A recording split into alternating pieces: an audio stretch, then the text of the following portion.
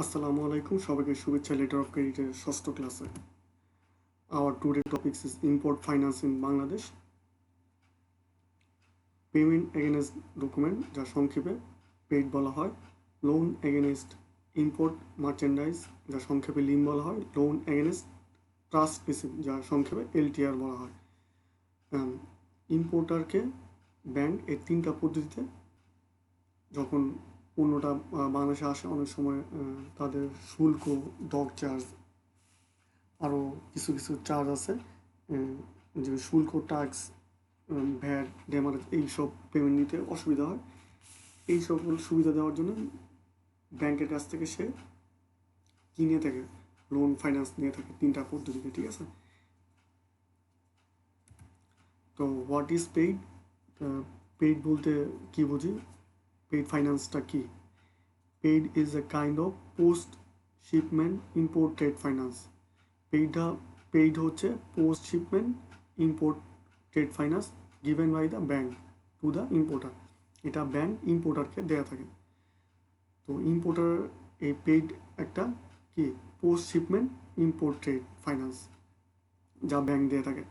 After receiving the concern negotiation bill from the negotiation bank, negotiation ব্যাংকের এই কনসার্নটা পাওয়ার আগেই, এই বিলের কনসার্নটা পাওয়ার আগেই the issuing bank has to check the document very carefully within stipulated time within 3 days। তো ইস্যুইং ব্যাংক কী করে? নেগোসিয়েশন ব্যাংকের একটা কনসার্ন পাওয়ার আগে, নেগোসিয়েশন বিলের যে একটা কনসার্ন, যে আমার বিলটা পেমেন্ট দেন, ওই কনসার্নটাকে মেসেজ পাওয়ার আগেই সে 3 দিনের মধ্যে, স্টুপুলেটেড টাইম হচ্ছে 3 দিন, ওই 3 দিনের মধ্যে সকল ডকুমেন্ট চেক করে দেখে যে ঠিক আছে কিনা। যদি ঠিক থাকে, the bill has to be lodges, তখন কী করে ব্যাংক এটা তার অ্যাকাউন্টে লজেস করে দেয়। কীভাবে? ডেবিট পেইড অ্যাকাউন্ট, ওই এটা কী করে, অ্যাকাউন্টটাকে, পেইড অ্যাকাউন্টটাকে ডেবিট করে with the directly liability of the importer, এবং লাইবিলিটি অ্যাকাউন্টটাও কী করে ডেবিট করে। সহজ কথা আমরা বলতে পারি, ইম্পোর্টার এই ক্ষেত্রে কী করে না, আগে ইম্পোর্টার থেকে ব্যাংক কী পায় না, আগেই পেমেন্ট পায় না, ব্যাংক নিজে থেকে কী করে এক্সপোর্টারকে পেমেন্ট করে দেয়, পরে এটা সমন্বয় করে নেয়। ঠিক আছে,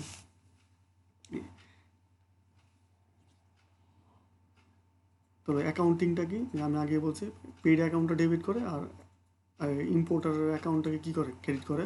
এর সাথে সাথে acceptance of constitutes liability account debit করে, আর ক্রেডিট করে constitutes liability for acceptance account for LC, contingent liability at the time of issuing LC. LC issue করার সময় যে কন্টিনজেন্ট লাইবিলিটি হয়, সেটা রিজার্ভ থাকে, নাও বিইং রিজার্ভড, ওই লাইবিলিটি অ্যাকাউন্ট থেকে সে ডেবিট আর ক্রেডিট করে। ঠিক আছে, after ডেবিটিং the paid account the bank has to inform the importer also advising.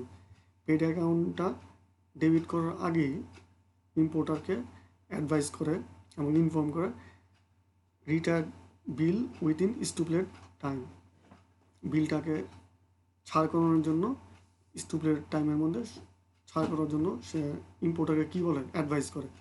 ওই টাইমটা কি? উইথিন 30 days, 30 দিন, অথবা the dated of arrival of the consignment which is earlier. সেটা সেই টাইমটা 30 দিন হতে পারে, অথবা ওই গুডসটার অ্যারাইভেল হওয়ার সময়ের মধ্যে যেটা কম, সেই সময়টা 30 দিন হতে পারে। The date of arrival of consignment which is arrival earlier.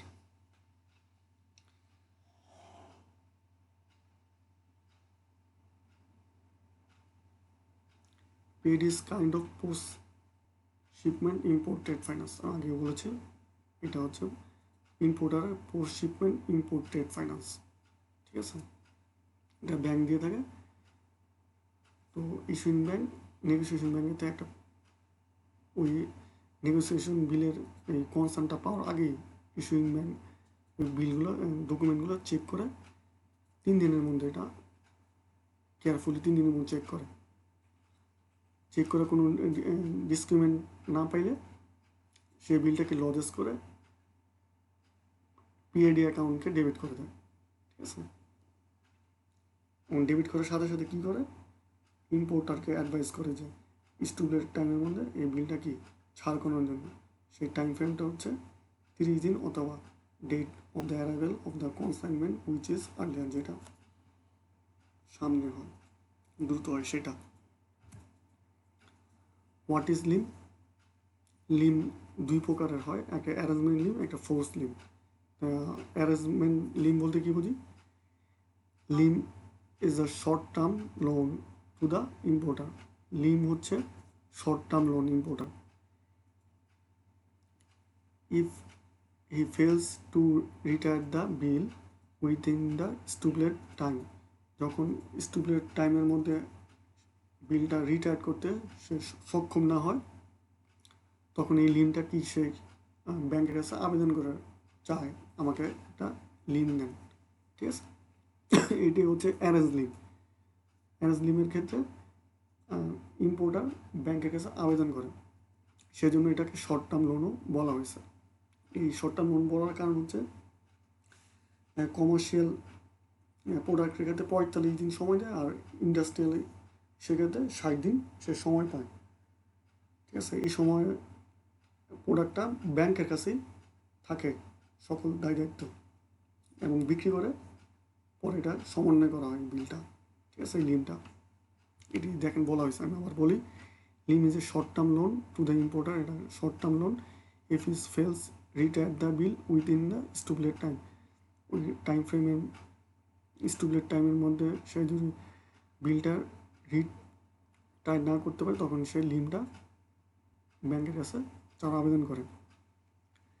In LIM after release the goods from the custom authority, the possession of the goods remains with the bank under bank's lock and key. এটা আমি তোকে বলেছি যে গুডসটা কার আন্ডারে থাকে, ব্যাংকের লকারে থাকে, সকল দায় দায়িত্ব ব্যাংকের কাছে থাকে, ঠিক আছে। এর জন্য ব্যাংক কী করে, ব্যাংক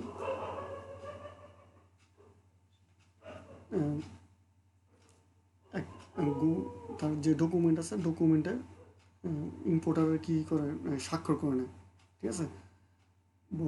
বন্দরে যেই মালামাল আসে,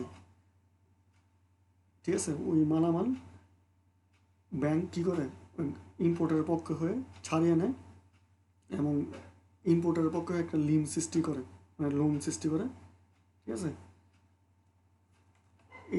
এই লিমটা ইম্পোর্টার ব্যাংকের কাছে চায়, ঠিক আছে। এই জন্য এটাকে অ্যারেঞ্জমেন্ট লিম বলা হয়, এবং এটার মেয়াদ বাণিজ্যিক হইলে 45 দিন এবং ইন্ডাস্ট্রিয়াল হলে 60 দিন।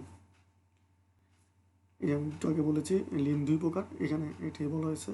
when importer request the bank, যখন এটা ইম্পোর্টার রিকোয়েস্টে হয় সেটা হচ্ছে অ্যারেঞ্জমেন্ট লিম। আর ফোর্স লিম কখন, when importer does not retire the bill, যখন ব্যাংকের কাছে কী করে না, ইম্পোর্টার আসে না, তখন এটা ফোর্স লিম হয়ে যায়।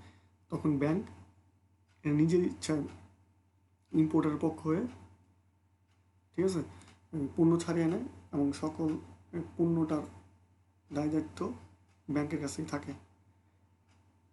তখন এটা ফোর্স লিম হয়ে যায়। অ্যাকাউন্টিং কি লিমের, যে অ্যারেঞ্জমেন্ট লিমের, লিম অ্যাকাউন্ট ডেবিট আর পেইড অ্যাকাউন্ট ক্রেডিট।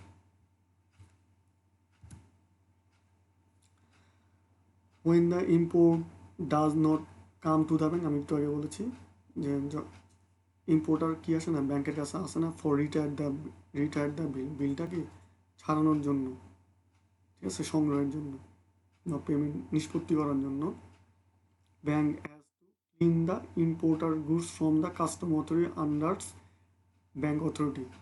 তখন ব্যাংক কী করে, এই পণ্যটাকে ছাড় করানোর জন্য, ইম্পোর্ট গুডসটাকে ছাড় করানোর জন্য কাস্টম অথরিটির কাছ থেকে, আন্ডার ব্যাংক অথরিটি, ব্যাংকের দায় দায়িত্বে, ঠিক আছে, by creating LIM account in name of the importer, এবং তখন একটা লিম অ্যাকাউন্ট ক্রিয়েট করে ইম্পোর্টারের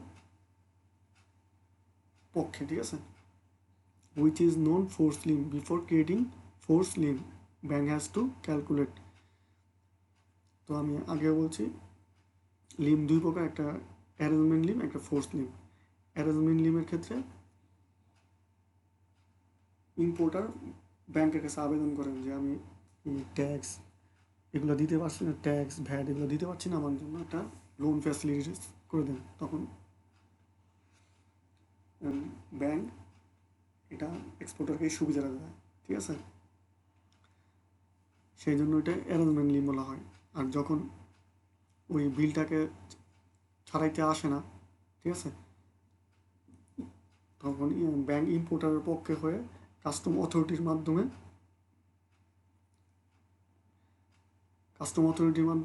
ব্যাংকের অথরিটি ব্যাংকের দায় দায়িত্বে ইম্পোর্টারের পক্ষে হয়ে একটা লিম সৃষ্টি করে, এটা হচ্ছে force Lim.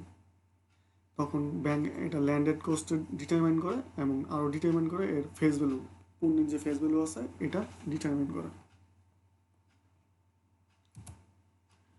Procedure under Lim, এই লিমটা প্রসেসটা কি, ঠিক আছে? ক্যালকুলেট ল্যান্ডেড কস্ট, তো ল্যান্ডেড কস্ট ক্যালকুলেট করে obtain approval through office note beside other information. The office note must contain the following.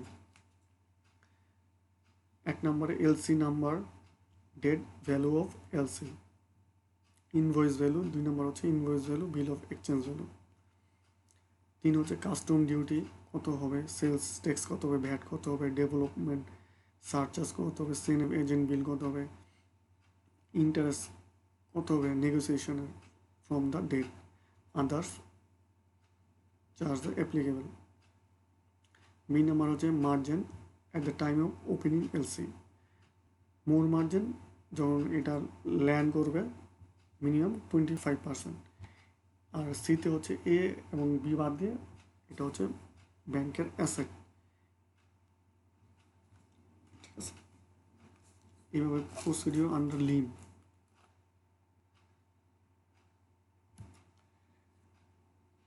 After getting approval, issuing a sanctioning advice to the importer which must contain the following terms. যখন লিমটা approval দিবে বা sanction করবে তখন bank ইম্পোর্টারকে এই বিষয়ে advice করে থাকে। অ্যাডভাইসগুলো কি, লিমিট কত দিবে সেইটা, পারপাস কি পারপাস এটা সার্ভ করবে, ঠিক আছে? Clearance of consignment for the port, এটা পোর্ট থেকে কনসাইনমেন্টটা ছাড়িয়ে আনার জন্য এই লিমটা দেওয়া হবে। ইম্পোর্ট আন্ডার এলসি নাম্বার এবং ডেট, অন্য কিছু না, just clearance consignment for the port, এটাকে পোর্ট থেকে ছাড়িয়ে আনার জন্য যে খরচটা এটাই বলছে। রেট, এটা রেটটা কত হবে, পিওরটা কত হবে আমি একটু আগে বলছি। Maximum 30 days from the date approval commercial goods, maximum 60 days from the approval industrial raw material. Mode of পেমেন্টের মুডটা কীরকম হবে সেটা এখানে উল্লেখ করতে হবে। সিকিউরিটি কীরকম হবে, letter of undertaking and authority to clear and sales goods, মানে সেলস গুডসটা কে ছাড়ে নেবে, অথরিটিটা কে হবে এটা লেখা রাখতে হবে। Other significant tangible security, other যদি কোনো সিকিউরিটি থাকে সেটাও উল্লেখ করে দিতে হবে। ইন্স্যুরেন্স কমপ্লায়েন্স থাকলে সেই বিষয়টা উল্লেখ করতে হবে। Comprehensive insurance policy to be obtain in joint name, other condition যদি থাকে সেটাও উল্লেখ করতে হবে। All the formalities regarding certain of limit should be strictly followed. All facilities, এখানে যা যা উল্লেখ করা আছে এগুলো সকল কিছু স্ট্রিক্টলি ফলো করতে হবে লিমের ক্ষেত্রে, ঠিক আছে?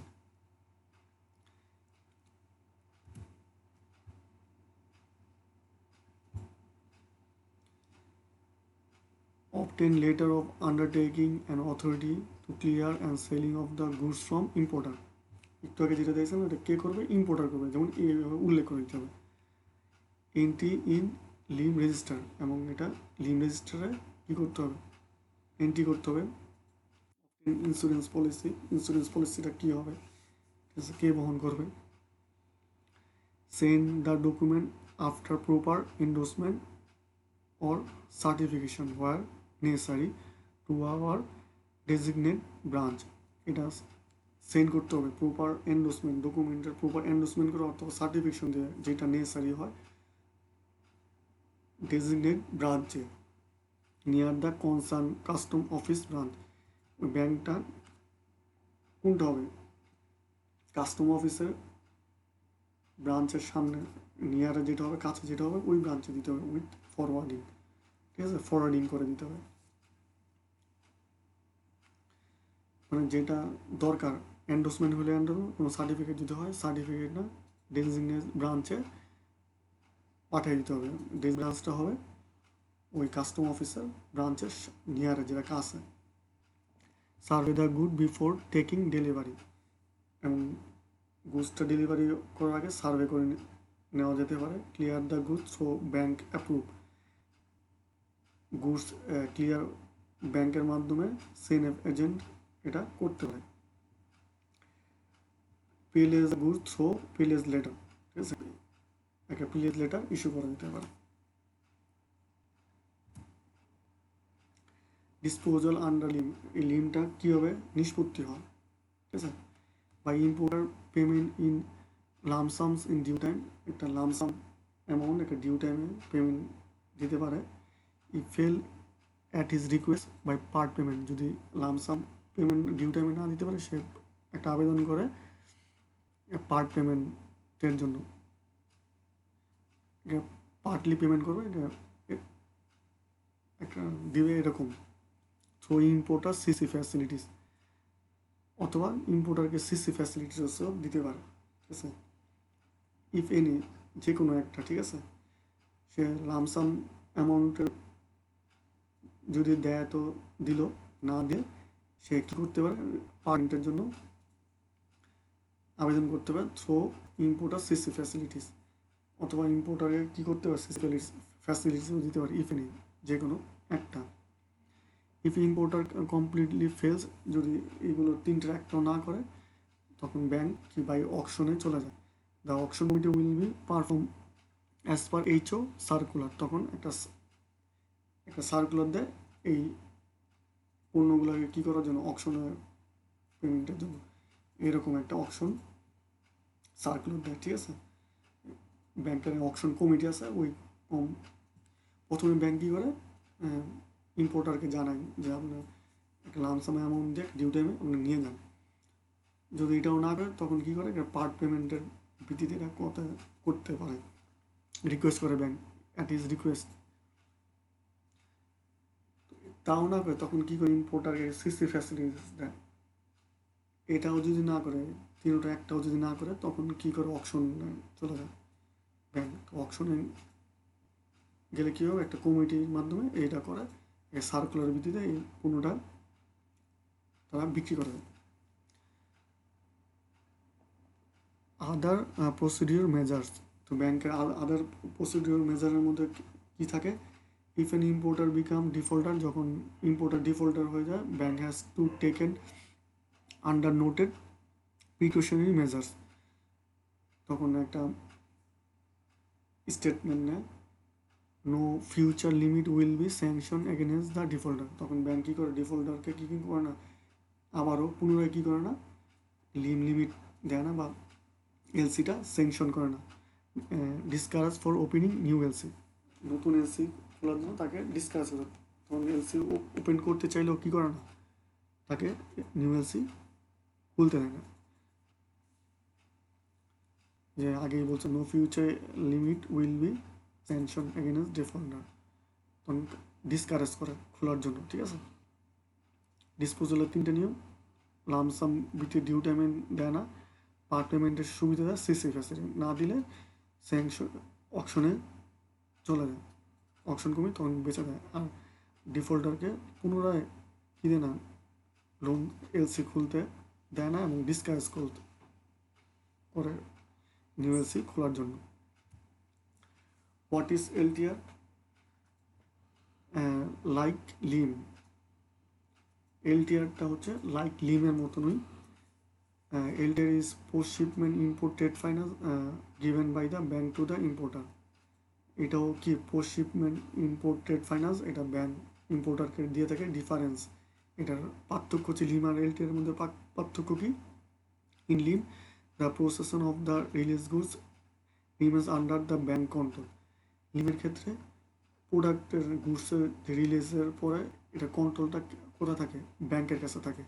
In LTR the goods remain within the importer. আর এলটিআর এর ক্ষেত্রে গুডসটা কার আন্ডারে চলে যায়? ইম্পোর্টার আন্ডারে চলে যায়, মানে ইম্পোর্টার গোডাউনে বা ইম্পোর্টার ক্ষমতায় চলে যায়। But is holding the goods not as the owner. But importer ওই গুডসের কি ওনার না, ঠিক আছে? হোল্ডিং মানে ক্ষমতা বা থাকে তার কাছে, কিন্তু সে ওনার না। But as a agent for the bank, সে ব্যাংকের একটা এজেন্ট হিসাবে কাজ করে। সিকিউরিটিস, এই ক্ষেত্রে ব্যাংকের সিকিউরিটিসকে the letter of trust receipt other sufficient securities. The letter of trust receipt, একটা লেটার অফ ট্রাস্ট রিসিপ্টের মধ্যে রাখা, আদার সিগনিফিকেন্ট সিকিউরিটিসের মধ্যে রাখা হয়। তো লেটার অফ ট্রাস্ট রিসিপ্ট দেওয়া হয় বলে এটাকে টিআর বলা হয়, ঠিক আছে? Trust receipt. সোজা কথা, এলটিআরটা লিমের মতনই, ঠিক আছে? ডিফারেন্সটা হচ্ছে এল লিমে ব্যাংকের কাছে কি থাকে? এই প্রোডাক্টের ক্ষমতা থাকে, মানে আন্ডারে চলে যায় ব্যাংকের আন্ডারে প্রোডাক্টের। মানে কোনো প্রোডাক্ট, মানে আমি একটা গাড়ি ইম্পোর্ট করলাম, লিমে হইলে এটা ব্যাংকের আন্ডারে থাকবে।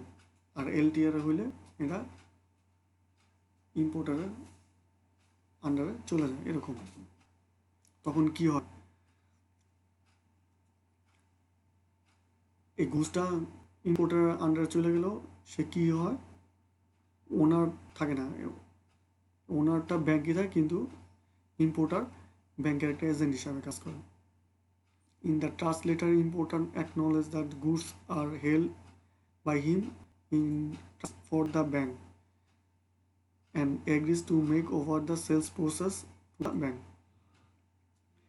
আমি একটু আগে বলেছি কথাটা, সেটা হচ্ছে এটা যে লেটার অফ রিসিপ্টে অ্যাকনোলেজ থাকে, গুডসটা যদিও ইম্পোর্টারের কাছে থাকে, কিন্তু আসলে হচ্ছে ব্যাংক, এবং পুরো সেলস প্রসিডিওর ওই পুরোটা সেলস করে ওই তার যে পানোটা সেই ব্যাংকে সমন্বয় করে বুঝাই দিবে। However, in practice, task receipt does not secure the position of the bank to a significant extent, so bank does not allow LTR generally. ব্যাংকের জন্য এটা এলটিআরটা কি না, ট্রাস্ট রিসিপ্টটা খুব একটা সিকিউর না, ঠিক আছে? সো ব্যাংক এলটিআরটা জেনারেলি কী করে না, অ্যালাউ করে না, ঠিক আছে? সাধারণত আমাদের দেশে এটা খুবই কম দেখা যায় বলতে পারেন। ধরেন এলটিআরটা কখন হয়? যখন একটা ইম্পোর্টার এক গাড়ি পারচেস করলো, তখন সে এটা পেমেন্টটা করতেছে না, ঠিক আছে? সেই ক্ষেত্রে এটা হতে পারে। তো এই ফ্যাসিলিটিটা তখন সে দেয় কারণ গাড়ি তো ব্যাংকের আন্ডারে রাখলে আপনার কী হবে না, ওই সেল করতে পারে না, বরঞ্চ তার শোরুমে রাখলে এই সেল হবে এবং তার এটা পেমেন্টটা সে দিতে পারবে। সেই জন্য এই ধরনের ফ্যাসিলিটিস এই ধরনের ইম্পোর্টারের ক্ষেত্রে দিয়ে থাকে। এলডিআর ফ্যাসিলিটি সাধারণত 90 দিনের মতো সমন্বয় করতে ব্যাংক দেয়, ঠিক আছে?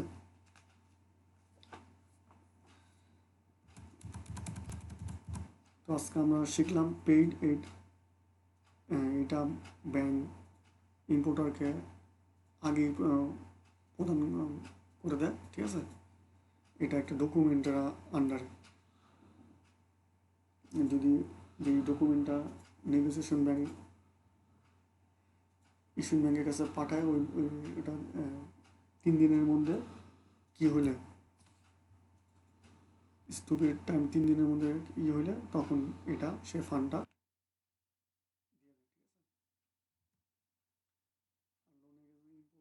মার্চেন্ডাইজ লিম হচ্ছে দুই প্রকার, অ্যারেঞ্জমেন্ট লিম আর একটা হচ্ছে কি ফোর্স লিম।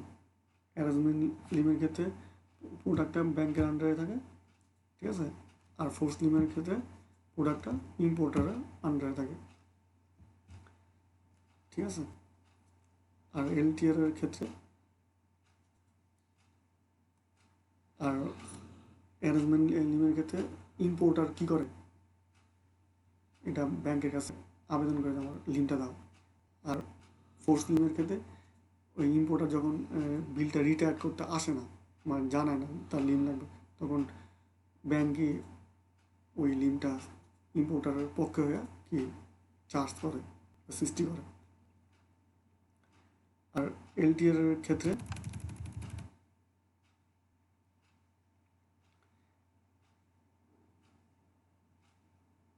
ওই